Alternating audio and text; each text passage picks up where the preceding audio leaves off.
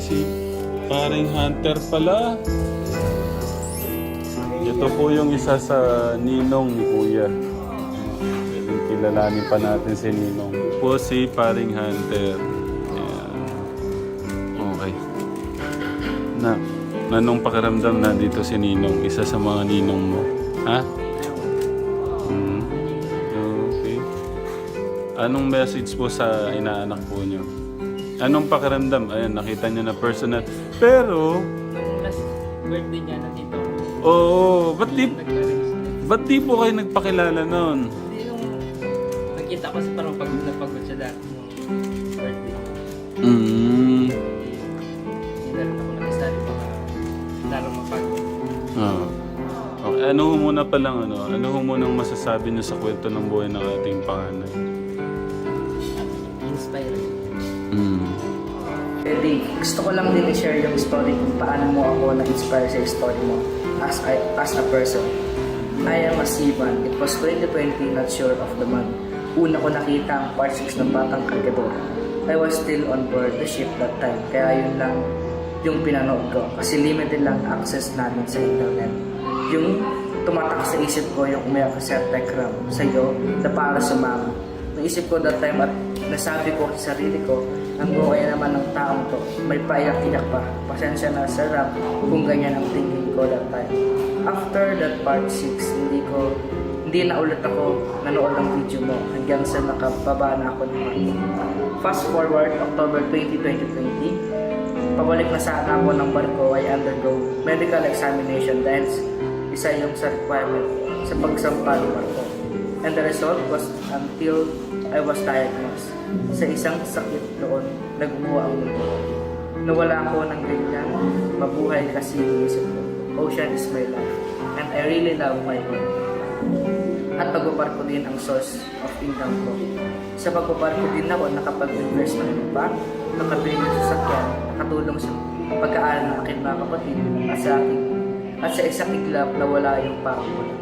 At first, hindi ko na pinaalam sa family ko ang situation ko. I cut all ties from them, even communication. Kasi nasanay na ako na ako yung nagbibigay sa kanila. Ako yung sumusuporta at bigla-biglang mawawala. Namuhay ako mag-isa sa Maynila. Nawalan ako ng ganong mabuhay. Nawalan ako ng ganong gumalaw. Inatake ako ng depression. Pinag-iisipan ko na din magpakamatay. Actually, anong una, pinagplano ko na kung iinom ako ng laso. Magpapasagasa sa sakyan o tumalon sa tulay. Eventually, hindi ko din tinuloy. Iniisip ko kasi mukhang masakit yung mga ganong words of death. Tapos, nag-pray ko na lang na sana pag nakatulog ako, hindi na ako mag-isip. I think that was the easy way to escape. One night, as I was browsing YouTube, nakita ko ulit ang story. Sinimulan ko na hanggang sa part 1. Sa part 1 pa lang bumuhos na luha ko. Minsan hindi na ako nakahinga dahil pigil na ang iyak ko. Habang pinapanood ko, habang nakikipagpatintero ko sa pasada ay bitbit na ilang sakong gulay sa balikan ko. I judge your story without knowing it. Palagay ko ganyan talaga ako tao minsan. Kahit hindi natin alam ang buong storya, ang bilis natin i-judge ang ibang tao. Doon ako talagang nahiya sa sarili ko. Sabi ko, ito ang batang ito lumalaban kahit na hindi niya kasama ang pamilya. Lumalaban kahit bata pa. Ako pa kaya na hindi hamak na mas matanda. At kahit papaano nakasuporta ang aking pamilya. Sinimulan nung lagi kung pinagpupuyatan ng mga bigas mo kahit na bawal ako magpuyat, minsan straight ng araw, hindi ako natutulog. Para lang makakeep up sa iyong mga videos. Doon ko na-realize na may ginagamit ang Diyos para ipakita sa atin na hindi lang ako ang may mabigat na dinadala. Yung iba mas sobra pa, yung binibitbit nila sa kanilang balikan. And as for me, ikaw ang ginamit ng Diyos para sabihin sa akin na huwag sumuko. Mula noon, unti-unti ko nating binuksan ulit ang sarili ko sa aking pamilya. At unti-unti ko ding pinalakas ang aking katawan. I'm always looking forward sa inyong Monday life. Kasi feeling all the time at parang kasama din ako sa inyong tawanan at iyakan. The best Monday life para sa akin ang mga unang live nyo na kumakain lang kayo sa farm kahit iilan lang kayo. Sobrang saya, nakakawala ng lungkot. sinikap kong magpagaling, sinubukan ko ulit tawagan ang kumpanya ko kung pwede pa ako tanggap.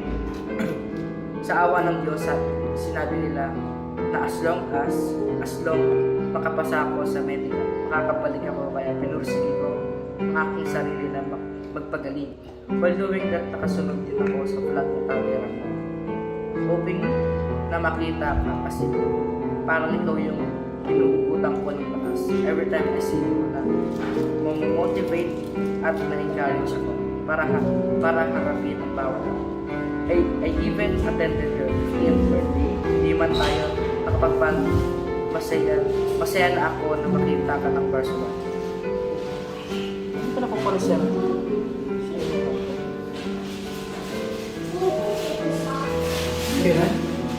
15th birthday ko, hindi man tayo nakapag-banding. Masaya na ako na makita ka ng personal. Sino doon? Pumunta na po ba sa inyo ng Antarta? Dito? Dito? Dito? 15th birthday ko daw po. Saan siya doon? Naku, hindi natin alam ah. Oo. Mysterious na. Misteryoso. Ah, Ibig sabihin, sino yun doon na? Naku. even attended. Marami mga Naku. I even attended your 15th birthday. Hindi man tayo nakapag-banding. Masaya na ako na makita ka ng personal. Masaya ako na makita ang batang naging inspirasyon ko. Ang batang nagturo sa akin na lumaban sa hamon ng buhay. Sa ngayon, nakabalik ulit ako ng barko at tinatanaw ko ng malaking utang na loob sa iyo ang aking buhay. Hmm. At pati na din ang ating Diyos kasi siya ang nag-introduce sa iyo sa akin. Could I know this word and people could they please accept my token or gift of appreciation for you? Hindi man kasing garbo ng kasing mahal ang iba, pero galing yan sa puso. Hmm. Remember the sun is alone but it still shine. I know you inspire small people. Ayokong sabihin na wag ka magbago, hindi magbago ka pero sa kabutihan. Hmm. I know you're not a perfect person. You also have shortcomings, pero lagi mong tatandaan na madami yung nakasuportahan habang handang gabayan ka.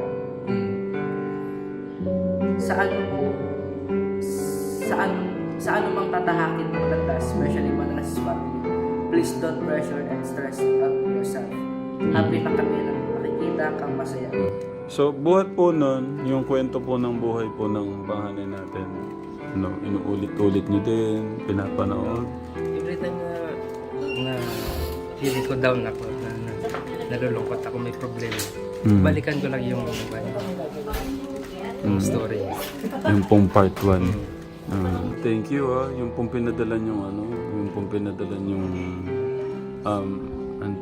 telescope. Yung ako nagagamit niya. Oh. Ilang beses mo na nagamit mo? Tatlo na po. 3 beses. Kasi nung nakaraan, parang gusto niyang gamitin. Nasa biyahe po kami, bilog na bilog yung buwan.